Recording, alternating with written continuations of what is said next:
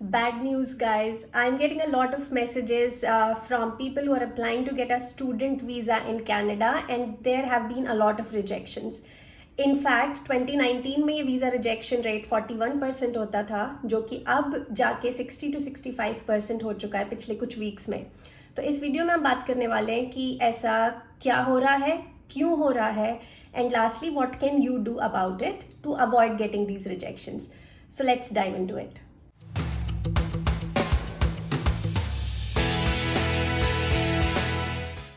Welcome back to the channel guys. And I know कि हम YouTube video काफ़ी time बाद शूट कर रहे हैं, and the reason has been कि we have been recording some excellent courses for MS applicants who are trying to find funding in US and getting through the MS applications. So we will leave a link below, but do check out those courses. They are designed to help you with your applications. So coming back to it now, we are going to be more regular on YouTube, so you can expect some good quality, insightful videos coming around MS applications, maybe PhD and insights around admission process soon. But let's get back to the original topic of the video, which is Canada में इतने student visa rejections क्यों हो रहे हैं.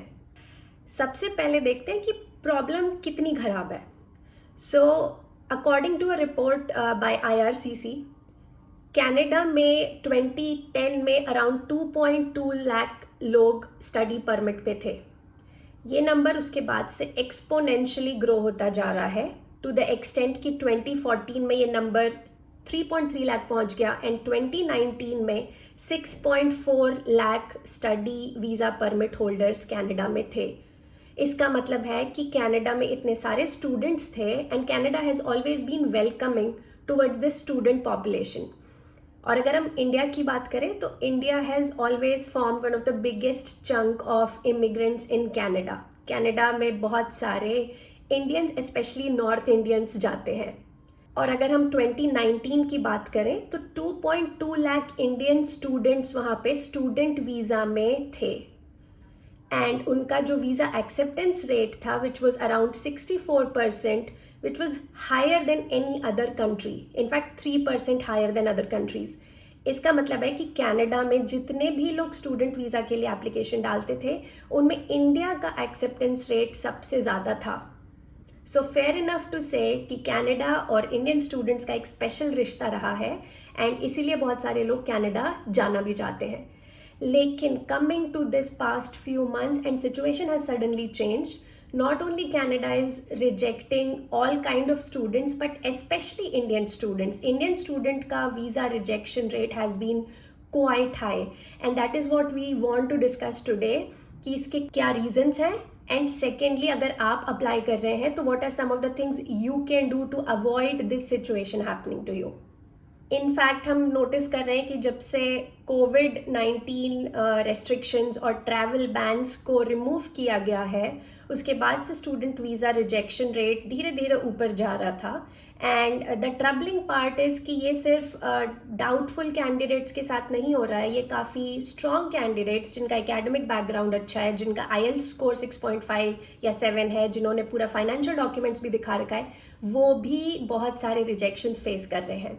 And this is overwhelming not only for the student but also for mentors like us, because you guys work so hard on your applications and you get the admit finally, and when you're now trying to apply for the visa, which is usually just a formality, and it has become so stressful because people are getting rejected left and right, and समझ में भी नहीं आ रहा है कि ऐसा क्यों हो रहा है. एक तो जो नॉर्मल वीज़ा रिजेक्शन रीज़न होता है वो होता है कि कैंडिडेट कुछ फ्रॉडुलेंट डॉक्यूमेंट सबमिट कर रहा है, या जो यूनिवर्सिटी वो जाना चाहता है वो क्वेश्चनेबल है, इसलिए they question your intent of coming to Canada. तो वो तो लेजिटिमेट रीजंस होते हैं वीज़ा रिजेक्शन के, तो हम उनकी बात नहीं करते. लेकिन इसके अलावा 3 रीजंस देखे जा रहे हैं जिसके कारण शायद रिजेक्शन हो रहे हैं. Let's talk about those. Firstly what is being noticed is कि थोड़ा सा जो स्टूडेंट का इंटरेस्ट पहले न्यूजीलैंड और ऑस्ट्रेलिया जैसी कंट्रीज़ में होता था वो थोड़ा सा डिक्लाइन हो रहा है for various reasons, and all that population is focusing on Canada instead. And this is also because हमने बात की कि लास्ट कुछ ईयर्स में कनाडा ने इतने फ्रेंडली पॉलिसीज़ अपनाए हैं कि बहुत सारे लोग कनाडा जाना चाहते हैं. सो वहाँ पे जो इंटरेस्ट था इन बाकी कंट्रीज़ में, सडनली वो भी कनाडा शिफ्ट हो गया है। इनफैक्ट मैं ही नोटिस कर रही हूँ कि पिछले 2-3 सालों से जो लोग यूएस में ज़्यादा इंटरेस्टेड होते थे वो अब कनाडा को सीरियसली कंसिडर करने लग गए थे। सो ये तो एक रीज़न है। सेकेंड रीज़न है कि कोविड के कारण बहुत सारा वीज़ा बैकलॉग क्रिएट हो गया है।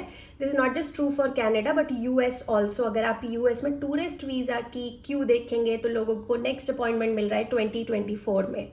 This is simply because Covid time पे जो सारी प्रोसेसिंग नहीं हो पाई, जो सारे एप्लीकेंट्स ने अपना एप्लीकेशंस डाल रखे थे वो अब प्रोसेस हो रहे हैं। तो there is this huge backlog. In fact जो रिपोर्ट मेरे पास है कि CBC news report, Canada has a backlog of more than 2.4 million immigration applications as of 29th June, which is up from 1.8 million applications in March. So obviously इतने सारे visa applications process करने हैं, there are short of like human resources, there are short of systems, तो उन्हें time लग रहा है इतने सारे वीज़ाज़ को प्रोसेस करने में। और जो लास्ट रीज़न की अगर हम बात करें, सिंपल ट्रूथ ये है कि इंडियंस कुछ ज़्यादा ही हो गए हैं कनाडा में, and some people are saying कि Canada is trying to diversify its immigration population, and it's trying to encourage other South Asian countries to apply and trying to attract their students over students from India. ये सारे geopolitical reasons के कारण होता है, इसमें हम detail में नहीं जा सकते and this not in our control either, but हो सकता है कि as a country itself Canada is taking a stands to diversify its student population, and इसलिए इंडियंस का रिजेक्शंस थोड़ा ज़्यादा हो रहा है। और फाइनली बात करते हैं कि what can you do to avoid getting rejected like this and make sure that your application goes through. And इसमें मुझे दो चीज़ें समझ में आ रही हैं। जो फर्स्ट चीज़ है, एंड ये रीज़न देखा गया है, बहुत सारे लोग जिनका रिजेक्शन हुआ है उनको ये रीज़न साइट किया गया है कि जो आपका ऑब्जेक्टिव है कनाडा आने का वो आपके एप्लीकेशन के साथ कंसिस्टेंट नहीं है। एंड सिंपल टर्म्स में अगर हम बात करें, इसका मतलब ये है कि दे थिंक कि once you come to Canada you are not going to leave, या आप यहाँ सेटल होने वाले हैं। इस टॉपिक को मैंने डिटेल में कवर किया था यूएस स्टूडेंट वीज़ा के एक वीडियो में, जिसकी लिंक हम नीचे छोड़ रहे हैं। उस वीडियो में भी हमने बात की थी कि किसी भी कंट्री में अगर आप स्टूडेंट वीज़ा के थ्रू जा रहे हैं तो द अंडरस्टैंडिंग इज़ कि आप वहाँ पढ़ाई करेंगे and then you will come back to your home country. But of course ऐसा होता नहीं है, but they want to see that in your application. तो आपके एप्लीकेशन में आपको हर तरीके से वीज़ा ऑफिसर को ये कन्विंस करना है कि मैं यहाँ सेटल होने नहीं आ रहा हूँ, मैं यहाँ सिर्फ पढ़ाई करने आ रहा हूँ एंड उसके बाद मैं वापस चला जाऊँगा। अगर आप ये इनफ उनको कन्विंस कर पाएंगे तो द चांसेस आर कि आपका वीज़ा रिजेक्ट ना हो। तो ये एक अनसेड रीज़न है, ये हमारी टिप है आज की कि आप प्लीज़ अपने एप्लीकेशन पे ध्यान दीजिए कि कहीं आपका एप्लीकेशन आपको एक इमिग्रेंट की तरह तो नहीं पोजीशन कर रहा है। And second thing that you can do obviously is कि आप मेक श्योर करें कि आपका जो पूरा एप्लीकेशन है, आपके जो पूरे डॉक्यूमेंट्स हैं वो परफेक्टली इन प्लेस हैं। कुछ भी मिसिंग नहीं होना चाहिए, कुछ भी आउट ऑफ द प्लेस नहीं होना चाहिए। So according to the official website of Canada, obviously at the time of visa you need certain documents like आपके पास acceptance letter from a DLI which is a designated learning institute होना चाहिए, and आप fully vaccinated होना चाहिए, that is COVID-19 के जो भी protocols के कारण जो requirement है वो सारी आपको fulfill करनी है। And if you're under 18 then you have to show that you are heading to a DLI जो फुली कोविड-19 कंप्लायंट है। सो कोविड रेस्ट्रिक्शंस के जो एक्स्ट्रा डॉक्यूमेंट्स है वो you have to make sure you have that, and if anything is missing you have to include a letter of explanation. इसके अलावा obviously आपके financial support documents, आपका letter of acceptance and आपके पूरे background के documents complete होने चाहिए।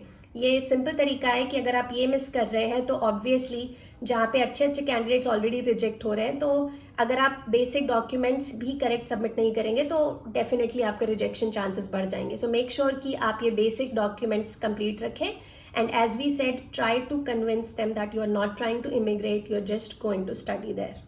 So that is all from my side on this topic. Please don't lose hope. I know it is stressful, but try to hang in there, stay calm, do the process step by step and hope for the best. Plus अगर आपने ये visa के लिए apply कर रखा है या आपका भी रिजेक्शन आया था, या if there is anything you want to share with our fellow audience, then please leave your experience below in the comments. I will try to pin the most useful comments so that we can help each other out. So that's all from my side. Wish you the best and I will see you next week.